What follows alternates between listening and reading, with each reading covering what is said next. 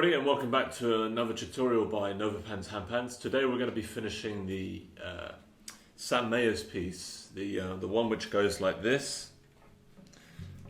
That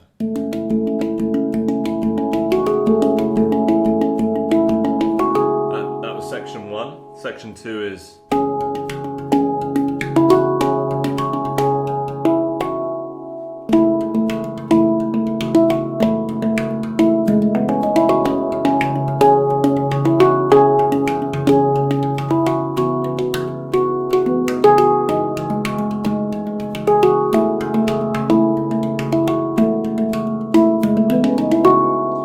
section 3, which we'll be doing today, is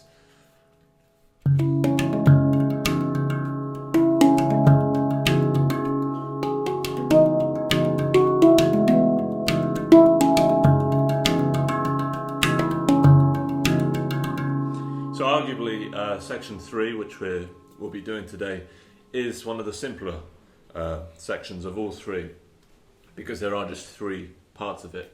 However, because it is Sam Mayer, it is a challenge. So even this last section, despite it only being 3 small parts, is a bit of a challenge. Notice that it's quite syncopated, which is this rhythm. You know, it's not your simple hang massive, which is back and forth, simple time signature. Sam Mayer's playing in this kind of dotted rhythm. Not to mention the percussive slap he throws in there. So let's get on with it. Draw your 5 staves.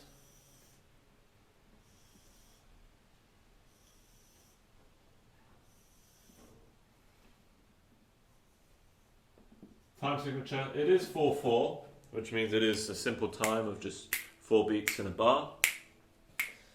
However, that doesn't stop Sam from doing some syncopation. So this actual third part, part 3, section 3, whatever you want to call it, comes in between the 3rd and the 4th beat. You have to count 1, 2, 3,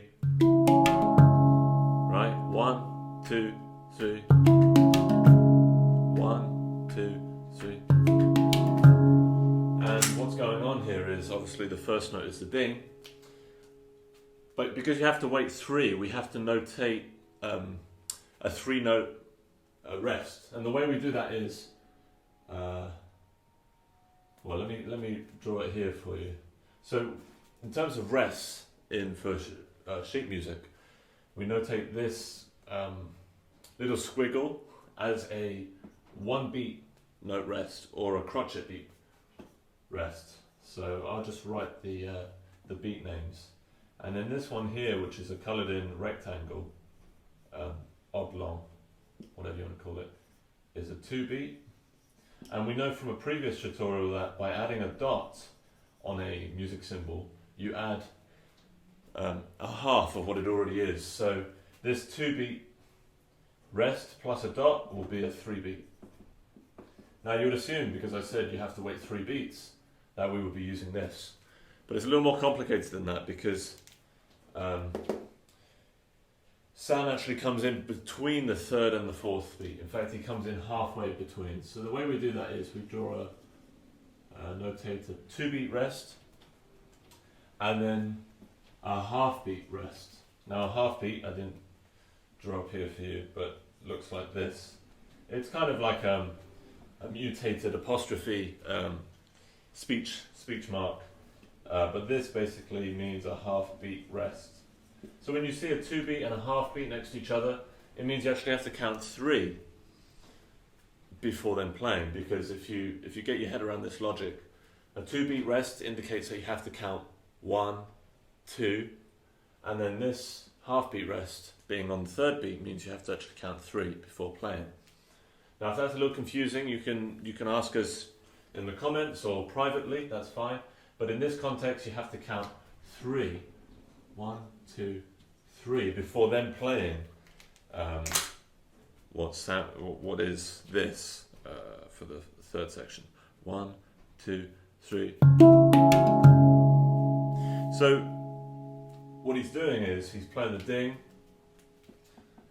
as a semiquaver immediately after that third beat. Now, it's a semiquaver, which means it's a quarter beat note. And forgive me if this is a little complicated. It is an advanced piece. If you've got this far, then really well done, especially if you don't come from a musical background. But even still, you can understand the maths behind this. So, like I said, quarter beat note of the ding, followed by the seventh note, which, as we know very well from previous tutorials, is up here. And what he does is he ties that over to the fourth beat. What's a tie, you may be wondering? A tie is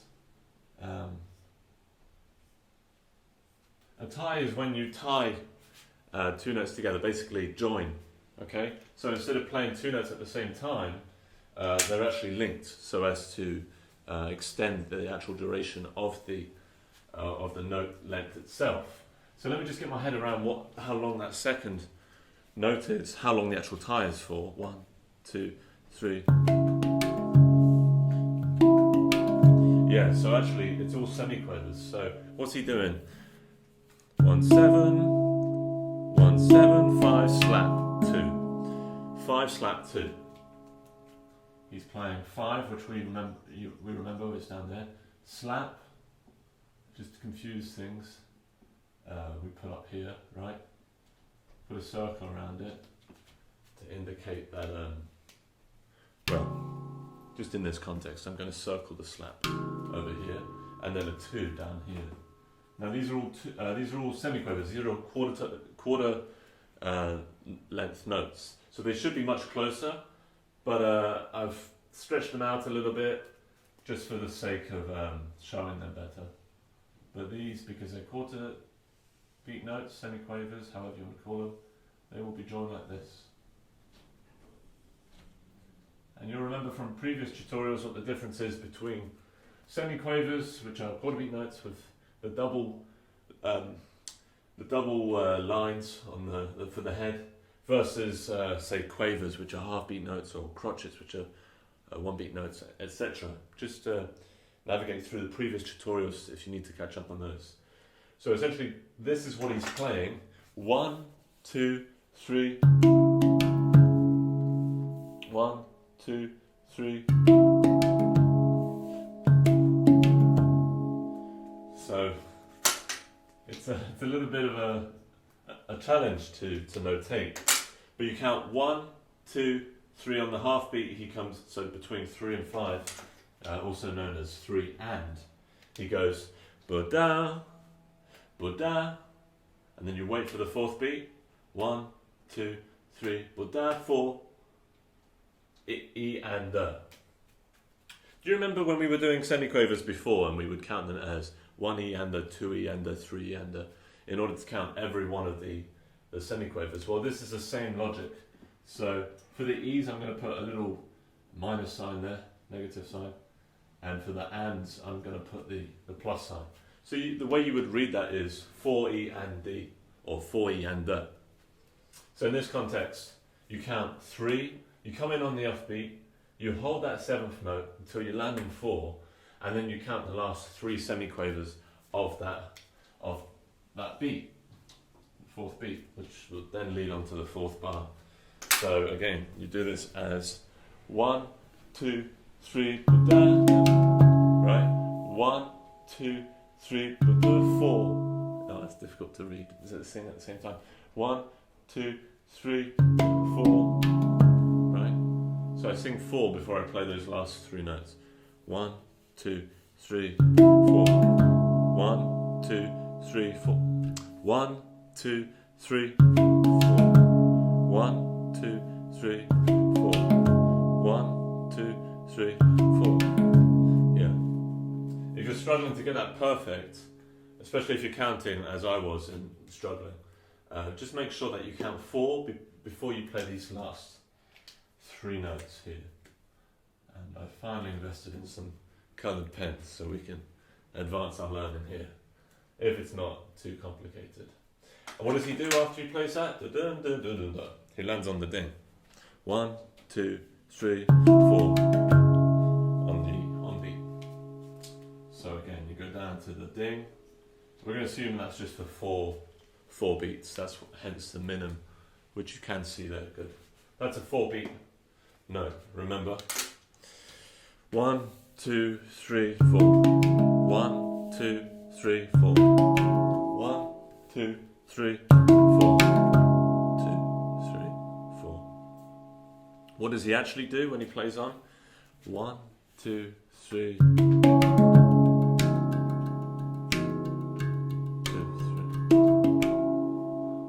I believe he waits a couple bars, improvises around the shoulder note of the ding before coming up to this again to repeat it. So that by the end of it, before he moves on to the next part, which we'll get onto, he's played this twice. So in context, it's 1, 2, 3, 4. 1, 2, 3, 4. 1, 2, 3. 2, 3, 4. 1, 2, 3.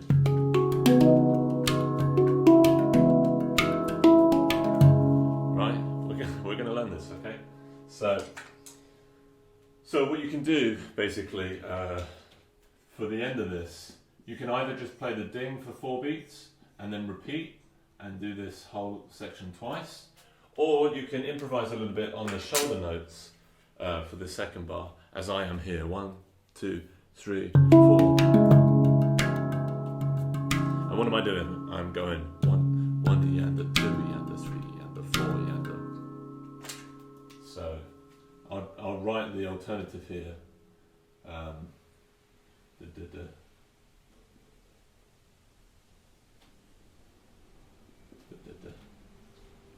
The ding, of course, is on the first beat. And then all I'm doing is I'm playing the tap, same tap, percussive slap on the second beat.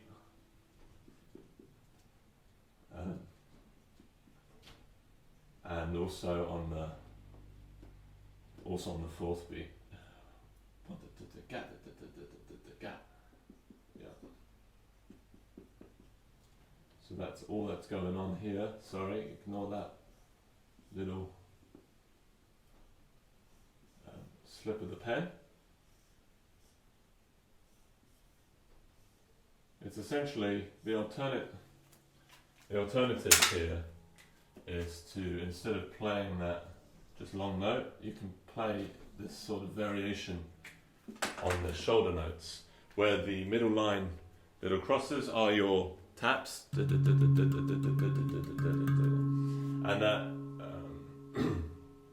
that second gap from the top is your tap. Okay, so that would go something like this from that bar.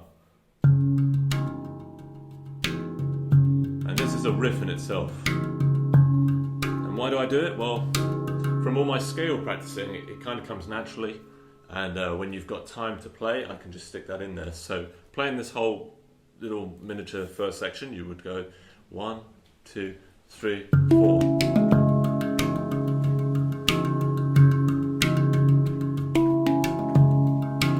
And you would actually play this if you wanted and were confident. You would continue this little riff into your next, into these spaces here. You would continue those into there, just so that, just up until the point that you have to re-enter with that riff. Okay, so that might take some practice going there. But that is the first part of this final part, which is the actual hand positions are right, left, left, right, left, left, right, left, right, right, left, left. Okay. Draw these in left, in red, right, left, left, right, left, right. Okay, that's how you do it. Remember, this is tied. Okay, so you don't play these twice. You play it once, hold it. The rhythm is 1, 2, 3. You play those two quickly. Hold that second note. and then this comes in. Da da da, da da da. Those three are together. 1, 2, 3. Okay. So moving on, once you've mastered that rhythm for the first part of the third part of Sunday's piece, it's a bit of a tongue twister. You can get on with the last two parts, which are essentially this. And then back. So we've just learned 1, 2, 3. 1, 2, 3. Right? I just went on to play that first section. We can call this section A if you like. I just went on to play that for a third time, but actually you only play that twice. Okay, I'll put a ×2 in brackets. The repeat at the back, the end here, which should have been here already, indicates you go back to the beginning anyway and do it once more, but I will just put the ×2 there for reference. This next bit, which we'll call section B, and remember there are only 3 sections of this final part, there's A, B and C. They all use the same rhythm, so if you've mastered that first rhythm, da da da da da da, you know, ba ba ba ba ba ba. 1, 2, 3. Right, you can now move on to part B and C, which are part B, part C, and then to sum it up, you go back to part A. Alright, but what's part B? So let's draw the staves.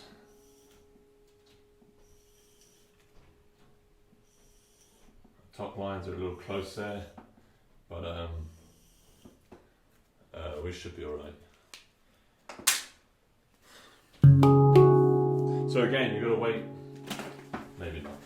The notes are quite high, so let's make sure there's plenty of space between the top end of the staves, so we can properly demonstrate what's going on. We still have to standard procedure. Draw the clef and the time signature. You've got to wait, again, you still have to wait 2 beats plus a half beat, because we're still coming in on the 3.5 beat. And he, again, is playing the ding. And then he's playing 9, 8. So he's going up here. And that is tied exactly the same rhythm. And we know he's going down to 8. Now before I draw the actual stems, let me work out what the notes are. Yeah, 1, 2, 3, 4, 4, 5, 4, 4, 6. Ba-da, da, 4 slap 6. 4 slap 6, so 4 is what? Down here, the slap is up here. And the 6. 6. Da da da da da. 4.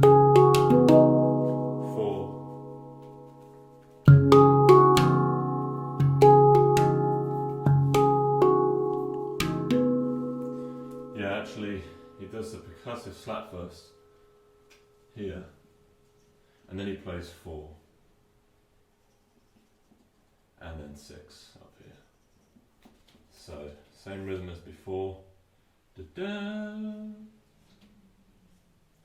Ties that over, playing 4 semiquavers, 4 beat, quarter beat notes, sorry. Da-da-da-da, da-da-da-da, da-da-da, slap, da-da. Yeah, but this is slightly different this time because he's actually tying this one over as well. 1, 2, 3. He's tying that final note of the little riff there with the next bar. Right? Slowly, okay? It's the ding, the 9th note, followed by the 8th note. 1, 9, 8, slap, 4, 6, da, da, da, 2, 3. And Sam doesn't give you any time to prepare. Have a whole bar like we did the first time. Obviously not intentional. He's not teaching this. It's an exciting piece, so it doesn't end. So what he does is you go straight into playing the section C, which will come in 3.5 beats after the start of the next bar of section B. So you have to wait 2 plus half a beat. Yeah, like that.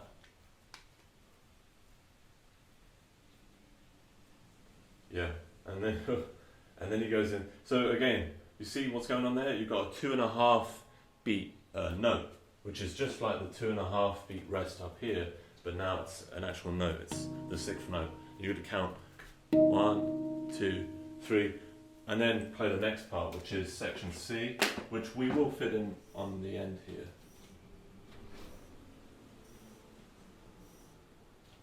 I'll draw the C square here. And what's he doing?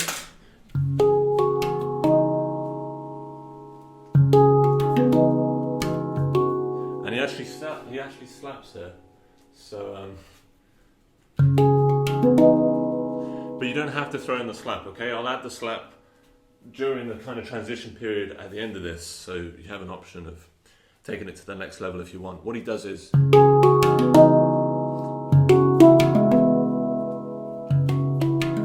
it's the same thing, but this time he goes 8, 7, slap, 2, 2, 4. 8, 7, slap, 2, 4.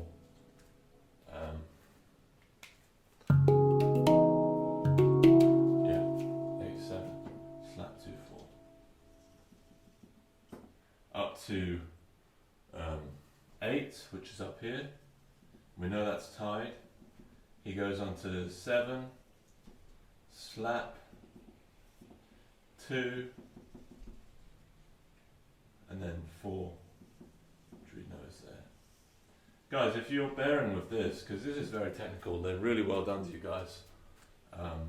You're more than welcome to interpret this, what I'm doing, but also Sam's piece however you like, because, and I've mentioned this in previous videos, particularly for this song, it is an interpretation, my interpretation of Sam's piece. He might be doing this a little more complicated or simpler, but this is the best way in which I could interpret it and then write it down on sheet music. So we will also write this in actual music notation. You can download off the website for free and do however you like.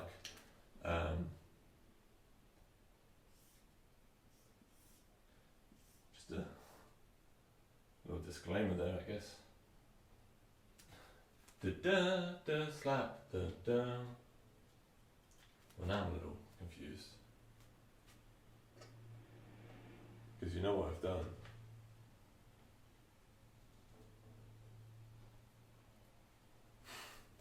I'm adding a 5th semiquaver for some reason.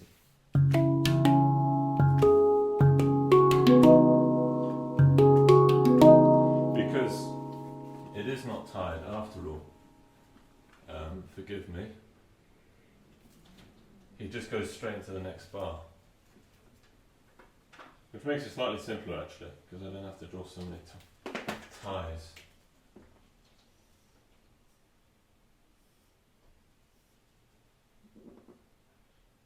Da da da da da. 2, 4. Again, 2 beats plus a half beat, and then he goes back into the beginning. You have to imagine you go back to this point. Now there's something called a coda in music, which I can't remember how to actually draw. It's been a while. But the coda is basically a symbol you put up anywhere in the music you like, and it indicates that you have to go back to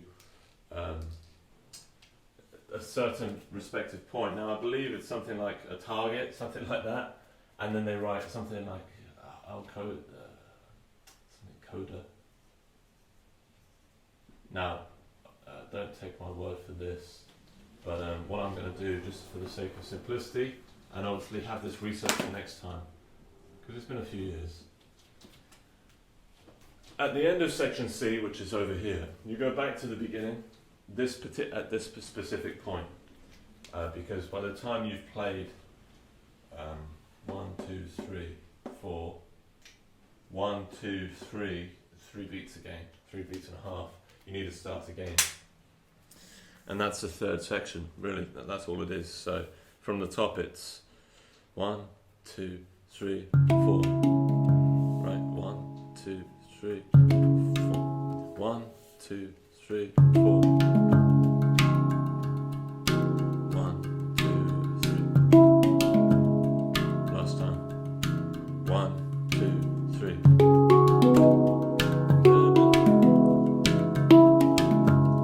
So it goes very quickly, but you just have to remember counting 3 beats each time and then going into the next section. So let's imagine this is the last repeat here. 1, 2, 3. 1, 2, 3. Let's count it. Let's try to count it. 1, 2, 3, 4. 2, 3, 4. 2, 3. 1, 2, 3. 1, 2, 3. 1, 2, 3. 1, 1, 2, 3. 1, 2, 3.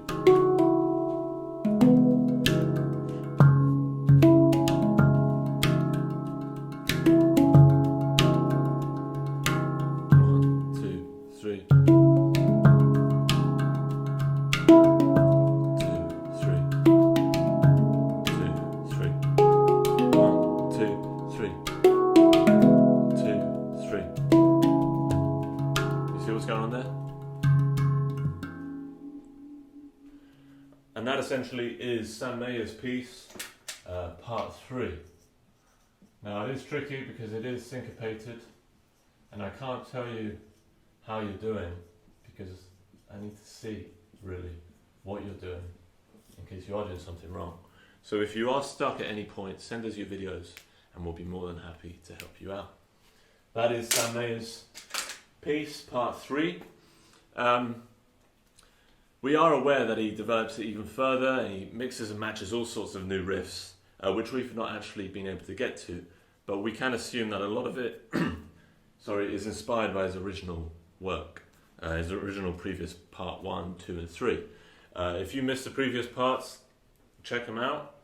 Otherwise, good luck learning Sam Mahers' piece and let us know if you have any questions. Thank you.